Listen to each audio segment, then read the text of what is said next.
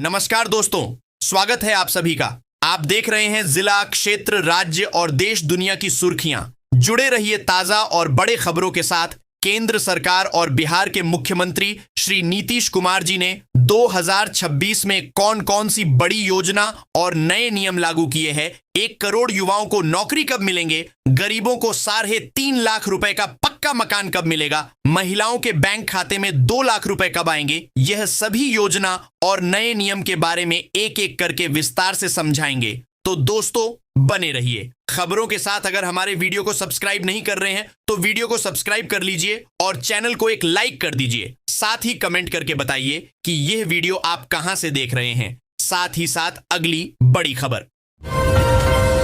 आदरणीय अतिथिगण और प्रिय बहनों, आज नारी शक्ति को सशक्त बनाने के लिए सरकार की पीएम विश्वकर्मा योजना एक वरदान साबित हो रही है। इस योजना के माध्यम से हमारी उन बहनों को पंख दिए जा रहे हैं जो घर बैठे अपना हुनर दिखाना चाहती हैं। सरकार केवल 15,000 रुपए की मदद ही नहीं दे रही, बल्कि आपको सिलाई का आधुनिक प्रशिक्षण भी दे रही है। ट्रेनिंग के दौरान हर दिन 500 रुपए का स्टाइपेंड आपकी मेहनत का सम्मान है। मेरा आप सभी से निवेदन है कि इस अवसर का लाभ उठाएं, अपना पंजीकरण कराएं और सिलाई मशीन प्राप्त कर खुद का छोटा उद्योग शुरू करें। जब एक महिला आत्मनिर्भर होती है तो पूरा परिवार और देश आगे बढ़ता है। धन्यवाद। बिहार के किशनगंज विधानसभा जिले के अमौर विधानसभा के विधायक अख्तरुल ईमान ने अजान के लिए लाउडस्पीकर के अत्यधिक उपयोग पर आपत्ति जताई है। उन्होंने मुसलमानों से अजान की आवाज में संयम बरतने की अपील की। ईमान ने इस्लामी शिक्षाओं का हवाला देते हुए कहा कि अजान का उद्देश्य नमाज की जानकारी देना है, न कि शोर पैदा करना। उन्होंने समाज में सौहार्द बनाए रखने पर जोर दिया। यह बयान उन्हें Y+ सुरक्षा मिलने के बाद आया है, जिससे राजनीतिक चर्चा तेज हो गई है। बिहार में प्रधानमंत्री उज्ज्वला योजना के तहत गैस सिलेंडर की प्रभावी कीमत अब लगभग 600 रुपए के आसपास है। केंद्र सरकार द्वारा उज्ज्वला लाभार्थियों को 300 रुपए की लक्षित सब्सिडी सीधे उनके बैंक खाते में भेजी जा रही है। इससे गरीब परिवारों की महिलाओं को धुएं से मुक्ति मिली है और उनका जीवन आसान हुआ है। यह योजना न केवल आर्थिक बोझ कम करती है, बल्कि स्वच्छ ईंधन को बढ़ावा देकर पर्यावरण और स्वास्थ्य की भी रक्षा कर रही है। भोजपुर जिले में इंटर परीक्षा के लिए 39 केंद्र बनाए गए हैं, जिसमें 1,13,823 परीक्षार्थी शामिल होंगे। एडमिट कार्ड में गड़बड़ी या गुम होने पर भी पहचान पत्र से परीक्षा देने की अनुमति मिलेगी। परीक्षा 2 फरवरी से शुरू होगी, जिसमें कदाचार रोकने के लिए धारा 144 सीसीटीवी और मोबाइल प्रतिबंध जैसे कड़े इंतजाम किए गए हैं। आरा में 4 आदर्श परीक्षा केंद्र भी बनाए गए हैं। असंगठित क्षेत्र के कामगारों के लिए बड़ी खबर है कि जनवरी 2026 की नई लाभार्थी सूची जारी कर दी गई है। इस बार सरकार ई श्रम कार्ड धारकों को 1,000 रुपए की सहायता राशि प्रदान कर रही है, ताकि बढ़ती महंगाई में उन्हें राहत मिल सके। यदि आप निर्माण श्रमिक, रेहड़ी पटरी वाले या घरेलू कामगार हैं तो अपना स्टेटस तुरंत चेक करें। इसके अलावा योजना के तहत 2 लाख रुपए का बीमा कवर और भविष्य में 3,000 रुपए प्रतिमाह की पेंशन का भी प्रावधान है। लाभ सुनिश्चित करने के लिए अपना मोबाइल नंबर और बैंक विवरण पोर्टल पर अपडेट रखें, ताकि कोई भी किस्त रुकने न पाए। राष्ट्रीय जनता दल RJD ने केंद्रीय बजट से पहले बिहार को विशेष राज्य का दर्जा देने की मांग फिर उठाई है। पार्टी प्रवक्ता चित्तरंजन गगन ने बताया कि आर्थिक सर्वेक्षण में बिहार देश का सबसे गरीब राज्य है, जिसकी प्रति व्यक्ति आय सबसे कम है और राज्य पर 3.5 लाख करोड़ रुपए से अधिक का कर्ज है। RJD ने केंद्र पर नाइंसाफी का आरोप लगाया और पटना विश्वविद्यालय को केंद्रीय विश्वविद्यालय का दर्जा देने की भी मांग की। बिहार में अब युवा खेती के साथ साथ गौ पालन को एक आधुनिक व्यवसाय के रूप में अपना रहे हैं। राज्य सरकार की गव्य विकास योजना के तहत डेयरी उद्योग शुरू करने के लिए 20 लाख रुपए तक की सहायता दी जा रही है। सबसे खास बात यह है कि सरकार इस पर 50% से 75% तक की सब्सिडी दे रही है, जिससे युवाओं को पूंजी लगाने में आसानी हो रही है। इस पहल से न केवल दुग्ध उत्पादन बैच रहा है, बल्कि हजारों युवाओं को अपने ही राज्य में सम्मानजनक रोजगार मिल रहा है। 8वां पे कमीशन। वित्त मंत्री निर्मला सीतारमण आज रविवार 1 फरवरी को वित्त वर्ष 2026 से 27 का केंद्रीय बजट पेश करने जा रही हैं। यह पहली बार है जब निर्मला सीतारमण रविवार को बजट पेश करेंगी। इस बजट से हर वर्ग के लोगों को उम्मीद है। खास तौर पर केंद्रीय कर्मचारियों की नजर वित्त मंत्री की स्पीच पर है। दरअसल 8वें वेतन आयोग के औपचारिक गठन के लगभग 3 महीने बाद बजट पेश होने जा रहा है।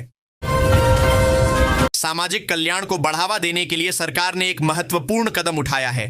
अब वृद्धजन, 60 वर्ष से अधिक, विधवा महिलाएं और दिव्यांग व्यक्ति हर महीने 3,000 रुपए की पेंशन राशि के हकदार होंगे। यह वृद्धि महंगाई के दौर में उन्हें आत्मनिर्भर बनाने और सम्मानजनक जीवन जीने में मदद करने के लिए की गई है।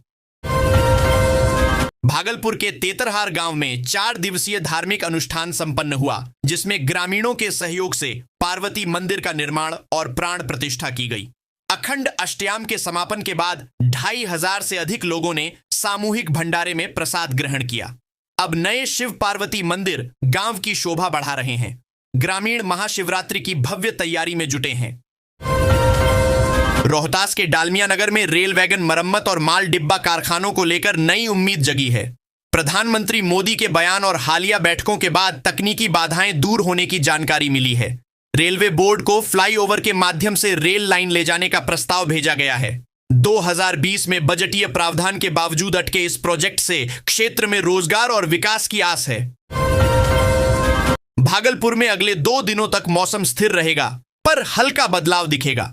तेज पश्चिमी हवाओं के साथ आसमान में हल्के बादल छाए रहेंगे, जिससे धूप छांव का अनुभव होगा। सुबह के समय घना कोहरा छाने की संभावना है, जिससे यातायात में सावधानी बरतने की सलाह दी गई है। तापमान में विशेष उतार चढ़ाव नहीं होगा, लेकिन सुबह शाम हल्की ठंडक बनी रहेगी। फसलों के लिए मौसम अनुकूल बताया गया है। भागलपुर रेलवे स्टेशन पर त्योहारों के लिए प्रस्तावित मॉड्यूलर वेटिंग हॉल का निर्माण होली तक पूरा नहीं हो पाएगा। सर्वे रिपोर्ट अभी तैयार हो रही है, जिससे इस बार भी होली की भीड़ को नियंत्रित करने में रेलवे को अस्थायी व्यवस्था पर निर्भर रहना होगा। इससे यात्रियों को असुविधा होगी और रेलवे प्रबंधन के लिए भीड़ संभालना चुनौतीपूर्ण रहेगा। यह हॉल 3,000 वर्ग मीटर में बनना है, जिसमें टिकट काउंटर और अन्य सुविधाएं होंगी। बिहार में पूर्व मंत्री तेज प्रताप यादव के खाली सरकारी बंगले को लेकर नया विवाद छिड़ गया है। नए आवंटी मंत्री लखेंद्र पासवान ने आरोप लगाया है कि बंगला जर्जर है और वहां से फर्नीचर, बिजली के उपकरण सहित कई सामान गायब हैं। उन्होंने इसे सरकारी संपत्ति का दुरुपयोग बताया। भवन निर्माण विभाग को जांच के लिए सूचित किया गया है। बंगले का भगवा रंग में रंगरोगन भी राजनीतिक चर्चा का विषय बना है।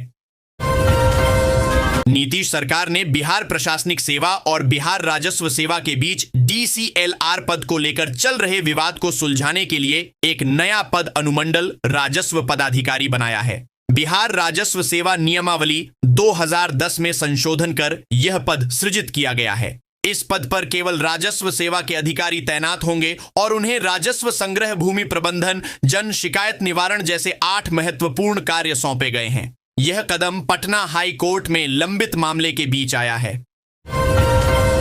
रविचंद शर्मा, रवि कुमार और प्रिंस कुमार के स्टार्टअप RCX लाइटिंग ने शार्क टैंक इंडिया में बिहार का नाम रोशन किया।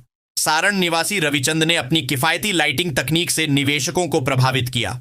बोट के अमन गुप्ता ने 50 लाख रुपए का निवेश ऑफर दिया। मुख्यमंत्री नीतीश कुमार की उद्यमी योजना और स्टूडेंट क्रेडिट कार्ड स्कीम से प्रेरित यह सफलता बिहार को इनोवेशन हब के रूप में स्थापित कर रही है। बिहार सरकार गन्ना खेती का रकबा बढ़ाने के लिए प्रयासरत है। इसके तहत जिन इलाकों में गन्ना नहीं उगता, वहां नए किसानों को 5 एकड़ तक मुफ्त गन्ना बीज दिए जाएंगे। गन्ना उद्योग विभाग ने 15 दिनों के भीतर सभी गन्ना किसानों का पंजीकरण कराने और उनके बकाया मूल्य का भुगतान करने का निर्देश दिया है। इसका उद्देश्य चीनी मिलों को गन्ने की कमी से बचाना और किसानों को जागरूक करना है। भोजपुरी पावर स्टार पवन सिंह की तीसरी शादी की अटकलों के बीच उनकी पत्नी ज्योति सिंह के सोशल मीडिया पोस्ट वायरल हो रहे हैं। ज्योति ने लिखा, शादी हो या तलाक, औरत ही बेघर होती है। उन्होंने यह भी कहा कि बेटी की शादी ऐसे शख्स से करें जो फैसले ले सके। ये पोस्ट पवन सिंह के मिस्ट्री गर्ल को मेरी जान कहने के बाद आए हैं। बिहार में मोबाइल चोरी अब सिर्फ अपराध नहीं, बल्कि 380 करोड़ रुपए की डिजिटल ठगी का बड़ा हथियार बन गई है।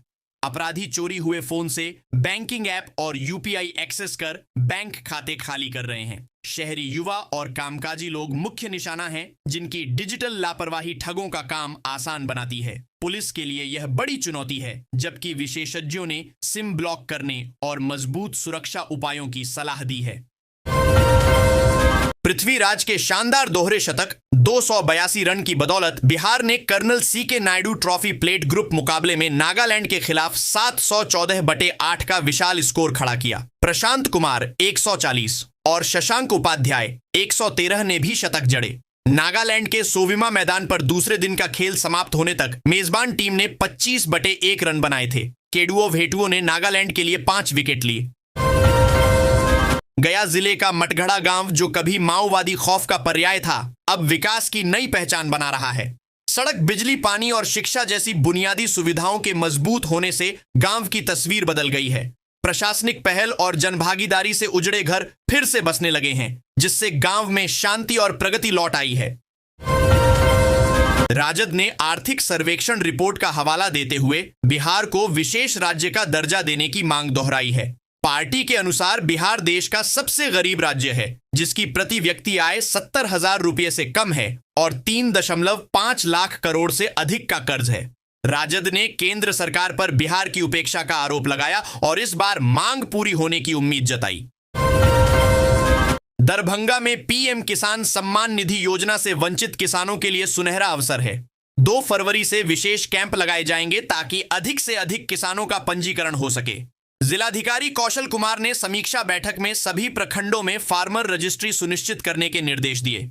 यह पंजीकरण पीएम किसान सहित अन्य सरकारी योजनाओं का लाभ लेने के लिए अनिवार्य है, जिससे किसानों को सीधे आर्थिक सहायता मिल सके।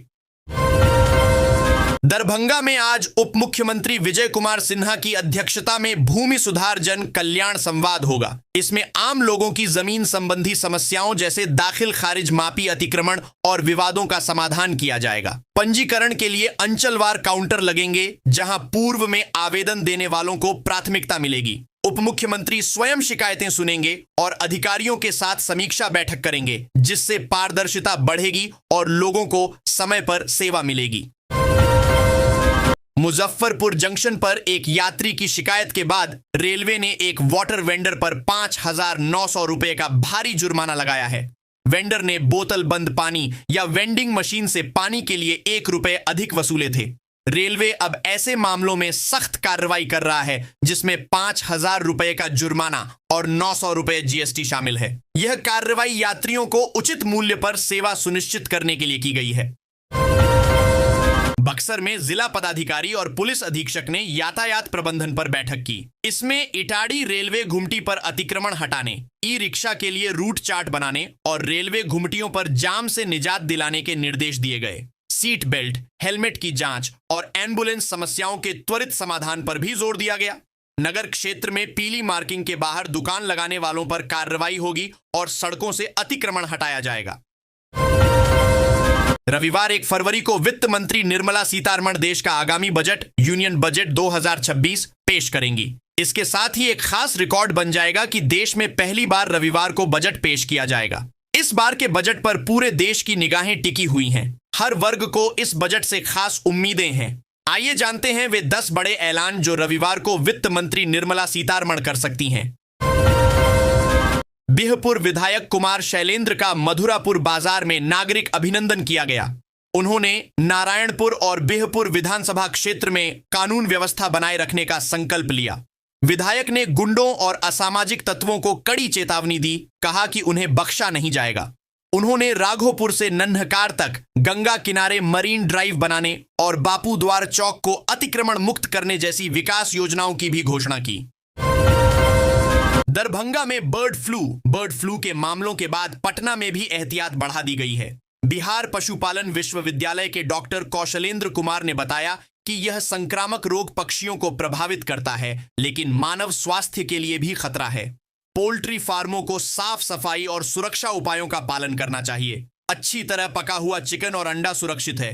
घबराने के बजाय सतर्कता और जागरूकता महत्वपूर्ण है।